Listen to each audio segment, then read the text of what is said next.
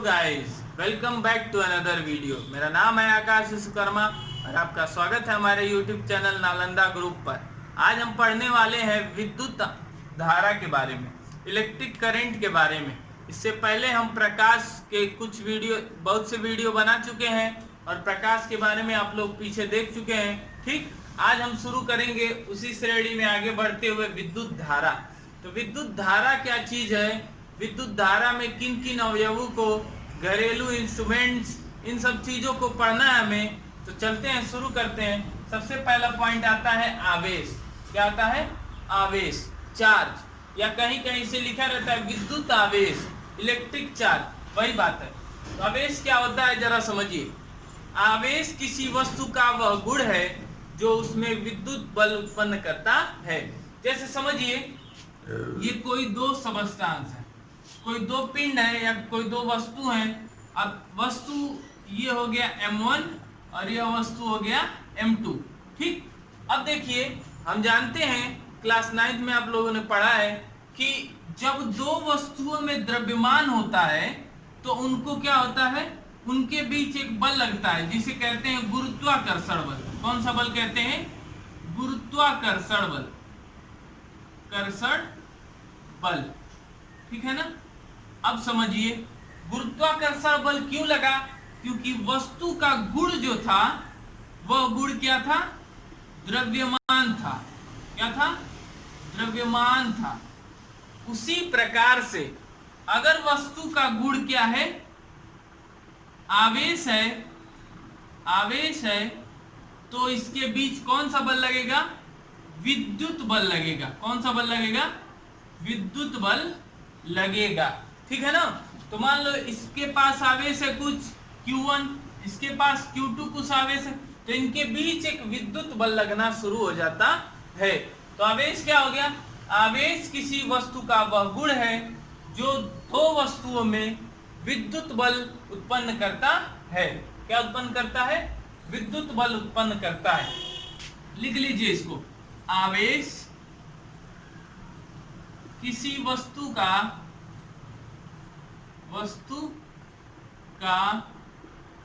वह गुण है जो विद्युत बल उत्पन्न करता है, जो विद्युत बल उत्पन्न करता है। ठीक, मात्रक इसका क्या होता है? मात्रक होता है कूलाम। क्या होता है? कूलाम होता है। ठीक है ना, कूलाम होता है। अगर आपसे पूछा जाए कि और अन्य मात्रक भी होते हैं क्या इसके, तो होते हैं माइक्रो कूलाम, मिली कूलाम, ये सभी अन्य मात्रक हैं इसके। अब एक सवाल आता है आपका कि आवेश जो है इसका फार्मूला क्या है, कैसे ज्ञात करेंगे? तो Q बराबर आपका होता है Ne। क्या होता है? Q बराबर Ne, जहां Q क्या है? आवेश है। ठीक है ना, Q क्या है? आवेश है। और आपसे पूछा जाए N क्या है, तो N है हमारा इलेक्ट्रॉनों की संख्या। क्या है? इलेक्ट्रॉनों की संख्या है। और E क्या है भाई? इलेक्ट्रॉनों पर आवेश, इलेक्ट्रॉन पर आवेश, आवेश कितना होता है भाई इलेक्ट्रॉन पर आवेश? -1.6 गुणे 10 के पावर -19 कूलाम। कितना होता है?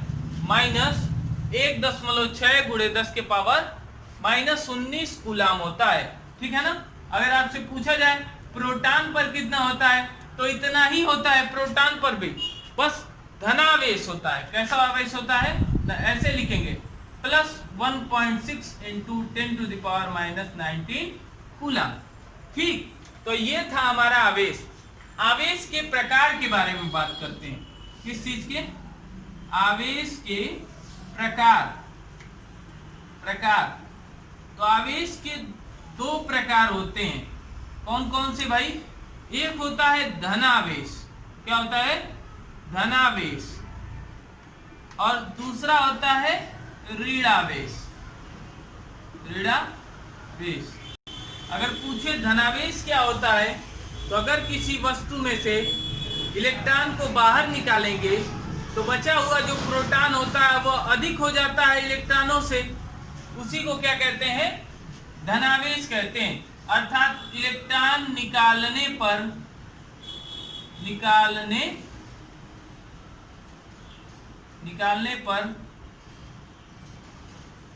पर जो प्राप्त होता है उसे धनावेश कहते हैं, और वह निकाय जिसमें इलेक्ट्रॉन प्रवेश कराए जाते हैं उसे हम क्या कहते हैं, ऋणावेश कहते हैं।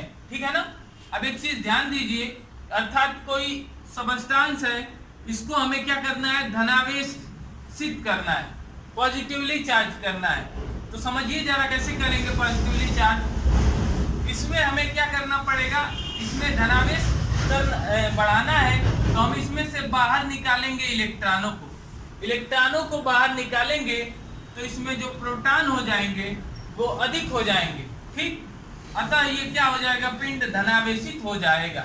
और दूसरी बात आती है कि अगर इसी को हम कैसे करना है, ऋणावेशित करना है। क्या करना है भाई, ऋणावेशित करना है।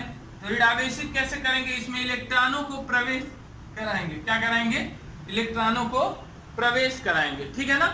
अगर आपसे पूछे कि बताइए कि क्या नाम है, एक कूलाम में कितने इलेक्ट्रॉन है, क्या पूछ दे, एक कूलाम में कितने इलेक्ट्रॉन है, तो कैसे निकालेंगे, क्यू की जगह रख दीजिए एक। ठीक, एक कूलाम में कितने इलेक्ट्रॉन, तो कूलाम की जगह हमने रखा एक, और ये हो गया n। ठीक, यही हमें ज्ञात करना है, नंबर ऑफ इलेक्ट्रॉन्स। और ये हो गया कि हमारा आवेश कितना होता है, तो होता है 1.6 गुणे 10 की घाते -19 कूलाम। ठीक, अब इसको करेंगे पक्षांतर, तो n बराबर आ जाएगा 1.6 इंटू 10⁻⁻19। ठीक, एक है और बटे में है 1.6, तो भाग जाएगा नहीं, ऊपर 10 कर लीजिए, 10 बटे में 1.6 गुणे 10 की घाते कितना हो जाएगा तब, -18। भाग देंगे, लगभग में जाएगा आपका 6 बार में 6 गुणे 10 की घाते, और ये ऊपर जाएगा तो क्या हो जाएगा 18। तो लगभग कितने होते हैं इलेक्ट्रॉन, एक कूलाम में लगभग 6 गुणे 10 के घाते 18 इलेक्ट्रॉन होते हैं। कितने होंगे, 6 गुणे 10 के घाते 18 इलेक्ट्रॉन लगभग में होंगे। ठीक, कैलकुलेशन आप लोग कर लेंगे कितने इलेक्ट्रॉन होते हैं। तो ये था हमारा पूरा आवेश। ठीक है ना। अब एक चीज मोस्ट इंपॉर्टेंट है, मोस्ट इंपॉर्टेंट, ध्यान दीजिए कि समान आवेश एक दूसरे को सदैव प्रतिकर्षित करते हैं। समान आवेश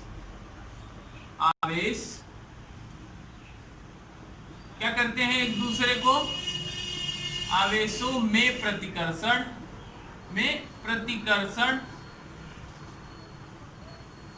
तथा भिन्न भिन्न आवेशों में आकर्षण होता है, तथा भिन्न भिन्न आवेशों में आकर्षण होता है। क्या होता है, आकर्षण होता है। ठीक, समान आवेशों में प्रतिकर्षण तथा भिन्न भिन्न आवेशों में आकर्षण होता है, ये चीज सदैव याद रखेंगे। तो ये था पूरा हमारा आवेश। इतनी चीजों को नोट करिए, फिर वीडियो में आगे बढ़ते हैं। अब बात करते हैं विद्युत धारा की, इलेक्ट्रिक करंट की। समझिए विद्युत धारा क्या होता है, परिभाषा सुन लीजिए। आवेश प्रवाह की दर को विद्युत धारा कहते हैं। क्या होता है विद्युत धारा भाई, आवेश प्रवाह की दर को क्या कहते हैं, विद्युत धारा कहते हैं। ठीक है ना। क्या हो जाएगा सूत्र, I, इसको दिखाते हैं किससे, I से दिखाते हैं। I बराबर हो जाएगा Q/T। I बराबर क्या हो जाएगा, Q बाई टी, जहां I क्या है, धारा है, विद्युत धारा है, ठीक, विद्युत धारा है, और Q क्या है, आवेश है, और T क्या है, समय है, ठीक, समय, ठीक। इसका मात्रक अगर बात करें तो मात्रक होता है इसका क्या, एम्पियर होता है, क्या होता है, एम्पियर होता है इसका मात्रक, ठीक। मापते कैसे हैं, मापक यंत्र, तो मापक यंत्र इसका होता है अमीटर, अमीटर से मापते हैं, ठीक, अमीटर से मापते हैं। तो विद्युत धारा की परिभाषा क्या हो गई, आवेश प्रवाह की दर को विद्युत धारा कहते हैं। I बराबर Q बाई टी, I क्या है, विद्युत धारा है, और Q क्या है, आवेश, और T समय। अगर इस हिसाब से देखा जाए तो 1 एम्पियर की परिभाषा सोचिए, 1 एम्पियर की परिभाषा क्या हो जाएगी, तो अगर किसी परिपथ में 1 कूलाम आवेश, कितना कूलाम, 1 कूलाम आवेश 1 सेकेंड में प्रवाहित किया जाता है, 1 कूलाम आवेश क्या किया जाता है, 1 सेकेंड में प्रवाहित किया जाता है, तो प्रवाहित विद्युत धारा क्या हो जाएगी, 1 एम्पियर होगी। तो 1 एम्पियर की परिभाषा क्या हो गई, किसी परिपथ में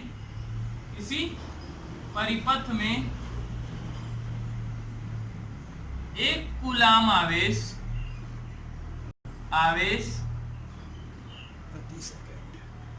प्रति सेकेंड प्रवाहित किया जाता है,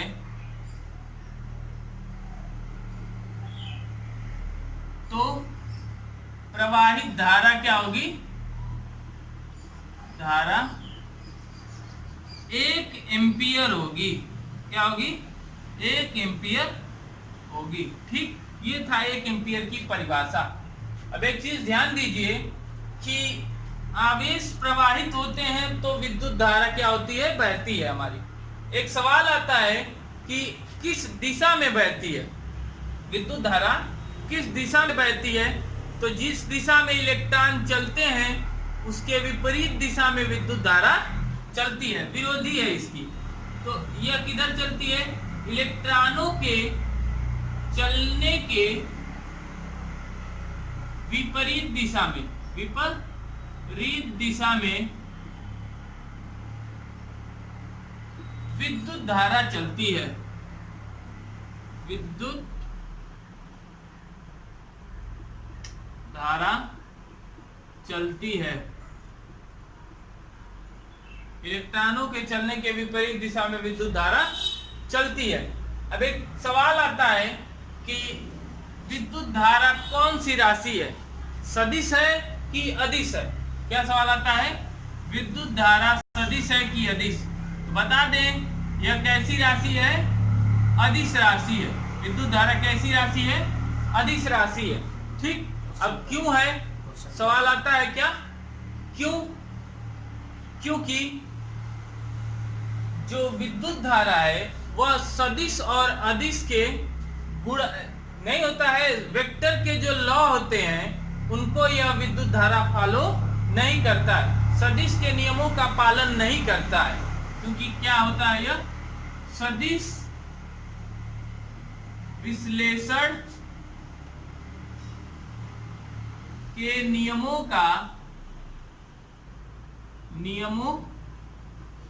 का पालन नहीं करता है, ठीक है ना।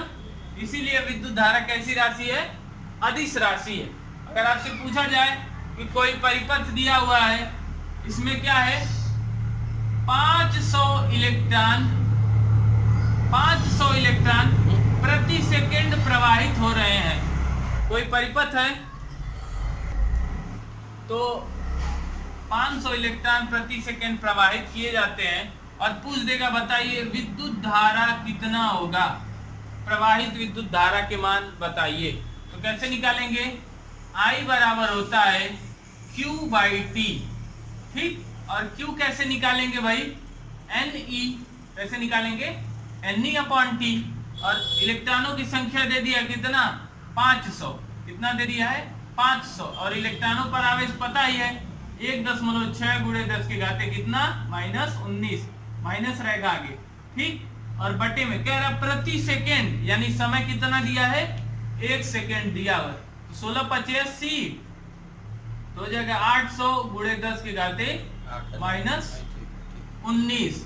और अगर कहें 8 गुणे, अब 2 जीरो है तो 2 घात घट जाएंगे, तो सॉरी बढ़ जाएंगे, तो हो जाएगा 10 के पावर -17 एम्पियर धारा प्रवाहित होंगी। 10 के घाते कितना एम्पियर? 17 एम्पियर धारा प्रवाहित होंगी, ठीक है ना। अच्छा, आगे चलते हैं जरा। इसके बाद अगर ऐसा सवाल दे दे कि 500 इलेक्ट्रॉन प्रवाहित हो रहे हैं कितने सेकेंड में? 10 सेकेंड में। अगर ऐसा सवाल आ जाए तो क्या करेंगे भाई? ऐसा सवाल आए तो क्या करेंगे? इस एक की जगह क्या हो जाएगा? 10 हो जाएगा, तो एक जीरो से एक जीरो कट गया, 16×5 = 80, ठीक। ये हो जाएगा 80 गुणे 10 के घाते -19। और यहाँ पर क्या हो जाएगा? -18।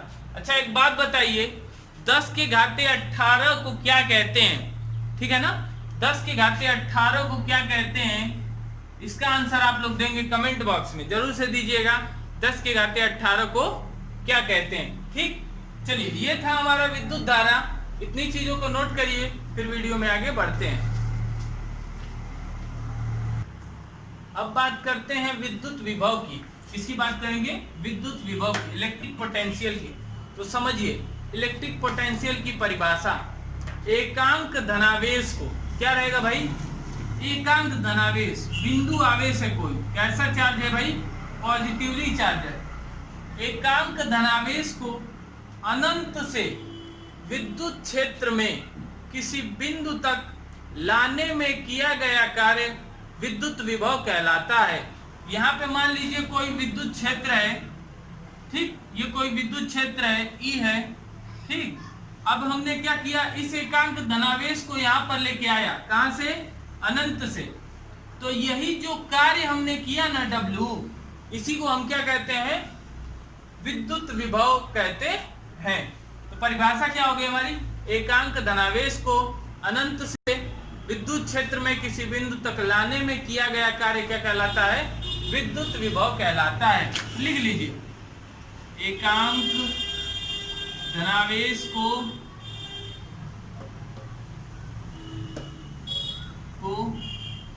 अनंत से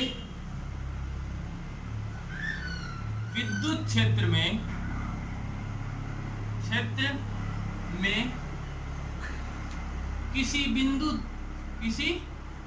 बिंदु तक लाने में किया गया कार्य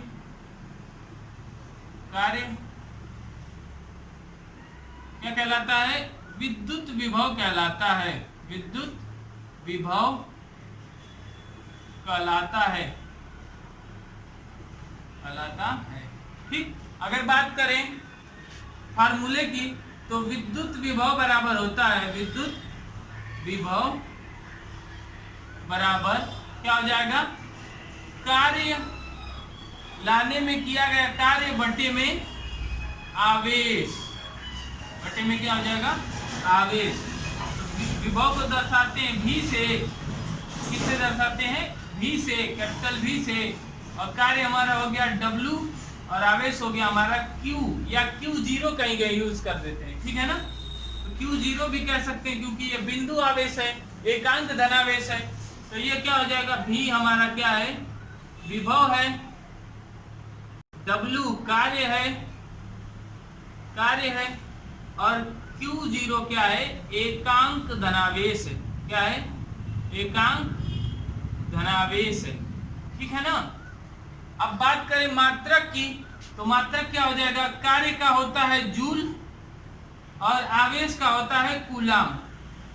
तो मात्रक इसका हो जाएगा जूल प्रति कूलाम, या इसी को हम सीधे सीधे क्या कहते हैं, इसको जूल प्रति कूलाम को हम कहते हैं वोल्ट। क्या कहते हैं? वोल्ट कहते हैं, ठीक है ना। तो इसे सीधे वोल्ट से भी दिखा सकते हैं। अगर कहें कि 1 वोल्ट विभव क्या होता है, तो 1 कूलाम आवेश को लाने में अगर 1 जूल कार्य करना पड़े तो उसका विभव क्या कहलाएगा? उसका विभव कहलाएगा 1 वोल्ट। ठीक। अब एक सवाल आता है, विद्युत विभव हो गया, विद्युत विभव को मापते कैसे हैं?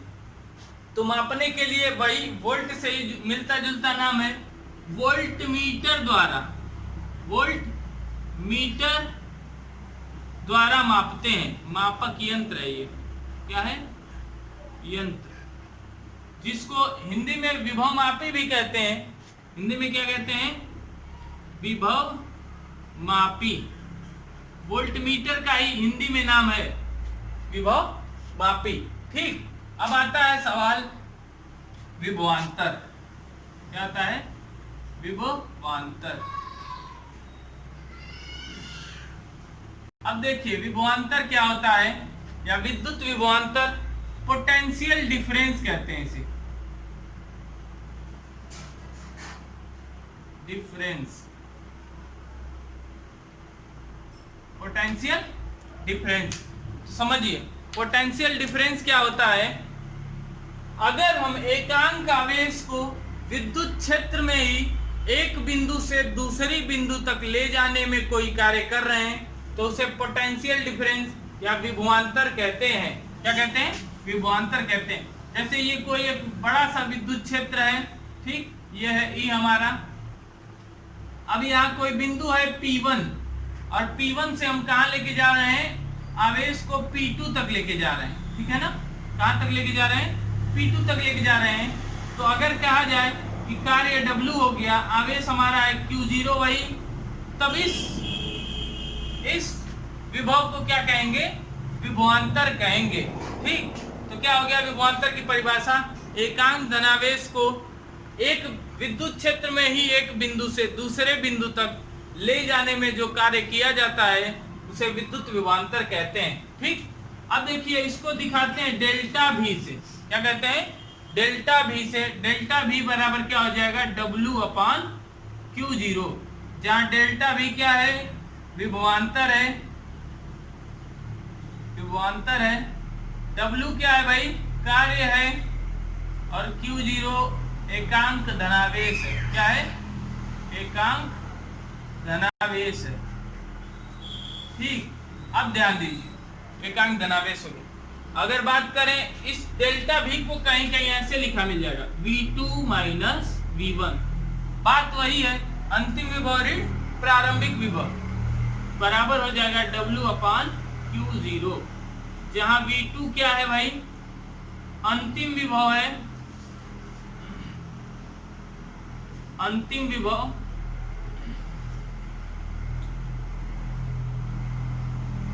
और V1 क्या है? प्रारंभिक विभव। क्या है? प्रारंभिक विभव है। ठीक। तो ये था हमारा विभवांतर। आज की क्लास में बस इतना ही, फिर अगली चीजों को पढ़ेंगे अगले क्लास में। मिलते हैं अगले वीडियो में, तब तक के लिए गुड बाय।